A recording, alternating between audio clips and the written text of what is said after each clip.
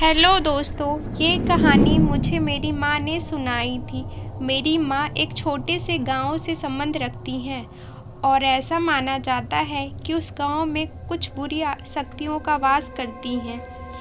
ऐसी ही एक बुरी आत्मा से सामना हुआ था मेरे नाना जी का, एक चुड़ैल से। वह खुले बालों वाली, सफ़ेद भयंकर चेहरे वाली चुड़ैल थी। ठंड का समय था, गांव में घना कोहरा छाया था।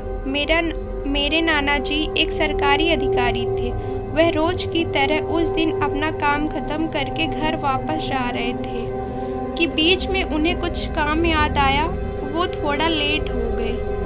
उनके सारे साथी ऑफिस से जा चुके थे। घर जाते समय रास्ते में एक कब्रिस्तान पड़ता था। नाना जी काफ़ी तेज गाड़ी चला रहे थे, लेकिन उनके गाड़ी के सामने एक औरत आ गई अचानक से।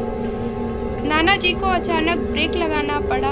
वह औरत गाड़ी के सामने तेज तेज से रोने लगी। नाना जी ने सोचा कोई मजदूर की पत्नी होगी जो अपना रास्ता भटक गई होगी। सारे जंगल में उसके रोने की आवाज़ गूंज रही थी। नाना जी ने उससे 2-3 बार बड़े कड़े अक्षरों में पूछा, क्या हुआ, क्यों रो रही हो?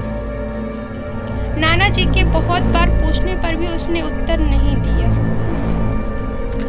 गांव में अक्सर औरतों को घूंघट में रहने की परंपरा होती है, इसीलिए वो औरत भी घूंघट में थी। उसने लाल साड़ी पहनी थी और हाथ पर चूड़ियां, जैसे कोई नवविवाहित औरत हो। नाना जी उसे गाड़ी में बैठने के लिए कहा और वो औरत बिना कुछ बोले गाड़ी में बैठ गई। नाना जी जब घर पहुंचे और उस औरत को उतरने के लिए बोला, वह औरत गाड़ी के पीछे थी ही नहीं। नाना जी बहुत डर गए और उनके माथे से पसीना आ रहा था।